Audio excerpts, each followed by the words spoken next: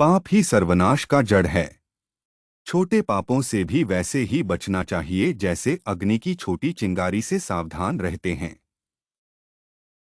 एक ब्राह्मण दरिद्रता से बहुत दुखी होकर राजा के यहाँ धन याचना करने के लिए चल पड़ा। कई दिन की यात्रा करके राजधानी पहुंचा और राजमहल में प्रवेश करने की चेष्टा करने लगा। उस नगर का राजा बहुत चतुर था। वह सिर्फ सुपात्रों को दान देता था। याचक सुपात्र है या कुपात्र, इसकी परीक्षा होती थी। परीक्षा के लिए राजमहल के चारों दरवाजों पर उसने समुचित व्यवस्था कर रखी थी।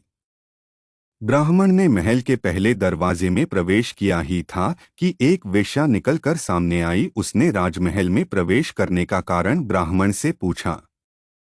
ब्राह्मण ने उत्तर दिया कि मैं राजा से धन याचना के लिए आया हूँ, इसलिए मुझे राजा से मिलना आवश्यक है ताकि कुछ धन प्राप्त कर अपने परिवार का गुजारा कर सकूं। वेश्या ने कहा, महोदय, आप राजा के पास धन मांगने जरूर जाएं, पर इस दरवाजे पर तो मेरा अधिकार है। मैं अभी कामपीड़ित हूँ। आप यहाँ से अंदर तभी जा सकते हैं जब मुझसे रमण कर ले, अन्यथा दूसरे दरवाजे से जाइए। ब्राह्मण को वेश्या की शर्त स्वीकार न हुई। अधर्म का आचरण करने की अपेक्षा दूसरे द्वार से जाना उन्हें पसंद आया। वहां से लौट आए और दूसरे दरवाजे पर जाकर प्रवेश करने लगे। दो ही कदम भीतर पड़े होंगे कि एक प्रहरी सामने आया। उसने कहा, इस दरवाजे पर महल के मुख्य रक्षक का अधिकार है। यहाँ वही प्रवेश कर सकता है जो हमारे स्वामी से मित्रता कर ले। हमारे स्वामी को मांसाहार अति प्रिय है। भोजन का समय भी हो गया है, इसलिए पहले आप भोजन कर लें, फिर प्रसन्नता पूर्वक भीतर जा सकते हैं। आज भोजन में हिरण का मांस बना है। ब्राह्मण ने कहा कि मैं मांसाहार नहीं कर सकता, यह अनुचित है। प्रहरी ने साफ साफ बता दिया कि फिर आपको इस दरवाजे से जाने की अनुमति नहीं मिल सकती। किसी और दरवाजे से होकर महल में जाने का प्रयास कीजिए। तीसरे दरवाजे में प्रवेश करने की तैयारी कर ही रहा था कि वहां कुछ लोग मदिरा और प्याले लिए बैठे मदिरा पी रहे थे। ब्राह्मण उन्हें अनदेखा करके घुसने लगा तो एक प्रहरी आया और कहा, थोड़ा हमारे साथ मद्य पियो तभी भीतर जा सकते हो। यह दरवाजा सिर्फ उनके लिए है जो मदिरा पान करते हैं। ब्राह्मण ने मद्यपान नहीं किया और उल्टे पांव चौथे दरवाजे की ओर चल दिया। चौथे दरवाजे पर पहुंचकर ब्राह्मण ने देखा कि वहां जुआ हो रहा है। जो लोग जुआ खेलते हैं वे ही भीतर घुस पाते हैं। जुआ खेलना भी धर्म विरुद्ध है। ब्राह्मण बड़े सोच विचार में पड़ा। अब किस तरह भीतर प्रवेश हो? चारों दरवाजों पर धर्म विरोधी शर्तें हैं।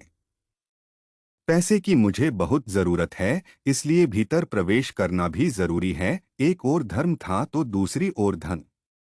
दोनों के बीच घमासान युद्ध उसके मस्तिष्क में होने लगा। ब्राह्मण जरा सा फिसला। उसने सोचा, जुआ छोटा पाप है, इसको थोड़ा सा कर लें तो तनिक सा पाप होगा। मेरे पास 1 रुपया बचा है, क्यों न इस रुपए से जुआ खेल लूं और भीतर प्रवेश पाने का अधिकारी हो जाऊं। विचारों को विश्वास रूप में बदलते देर न लगी। ब्राह्मण जुआ खेलने लगा। 1 रुपए के 2 हुए, 2 के 4, 4 के 8। जीत पर जीत होने लगी। ब्राह्मण राजा के पास जाना भूल गया और अब जुआ खेलने लगा। जीत पर जीत होने लगी। शाम तक हजारों रुपयों का ढेर जमा हो गया। जुआ बंद हुआ। ब्राह्मण ने रुपयों की गठरी बांध ली। दिन भर से खाया कुछ न था। भूख जोर से लग रही थी।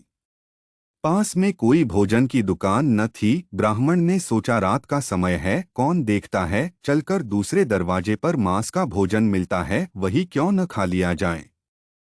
स्वादिष्ट भोजन मिलता है और पैसा भी खर्च नहीं होता, दोहरा लाभ है। जरा सा पाप करने में कुछ हर्ज नहीं। मैं तो लोगों के पाप के प्रायश्चित कराता हूँ, फिर अपनी क्या चिंता है, कर लेंगे कुछ न कुछ। ब्राह्मण ने मांस मिश्रित स्वादिष्ट भोजन को छक्कर खाया।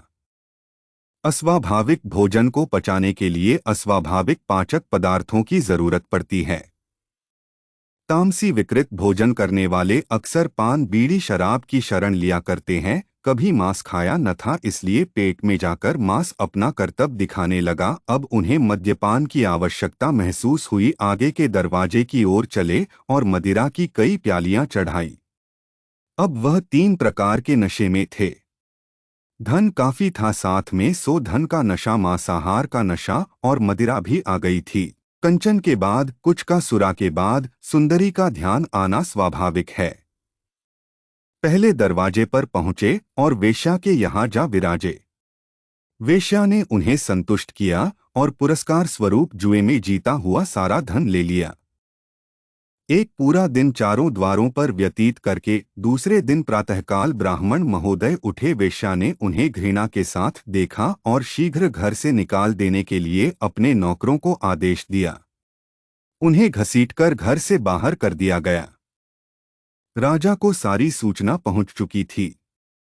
ब्राह्मण फिर चारों दरवाजों पर गया और सब जगह खुद ही कहा कि वह शर्तें पूरी करने के लिए तैयार है, प्रवेश करने दो, पर आज वहां शर्तों के साथ भी कोई अंदर जाने देने को राजी न हुआ। सब जगह से उन्हें दुत्कार दिया गया। ब्राह्मण को न माया मिली न रान। जरा सा पाप करने में कोई बड़ी हानि नहीं है, यही समझने की भूल में उसने धर्म और धन दोनों गंवा दिए।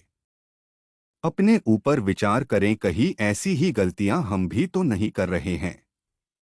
किसी पाप को छोटा समझकर उसमें एक बार फंस जाने से फिर छुटकारा पाना कठिन होता है। जैसे ही हम बस एक कदम नीचे की ओर गिरने के लिए बढ़ा देते हैं, फिर पतन का प्रवाह तीव्र होता जाता है और अंत में बड़े से बड़े पापों के करने में भी हिचक नहीं होती। हर पाप के लिए हम खोखले तर्क भी तैयार कर लेते हैं, पर याद रखें, जो खोखला है वह खोखला है। छोटे पापों से भी वैसे ही बचना चाहिए जैसे अग्नि की छोटी चिंगारी से सावधान रहते हैं। सम्राटों के सम्राट परमात्मा के दरबार में पहुंचकर अनंत रूपी धन की याचना करने के लिए जीव रूपी ब्राह्मण जाता है। प्रवेश द्वार काम क्रोध लोभ मोह के 4 पहरेदार बैठे हुए हैं। वे जीव को तरह तरह से बहकाते हैं और अपनी ओर आकर्षित करते हैं।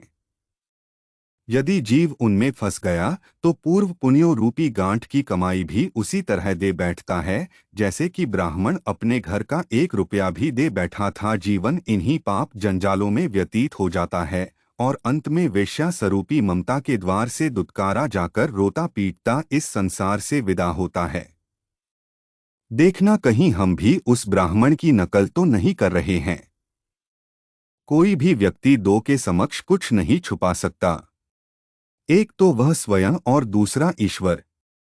हमारी अंतरात्मा हमें कई बार हल्का सा ही सही एक संकेत देती जाती है कि आप जो कर रहे हैं वह उचित नहीं है। हमें सही को चुनना है।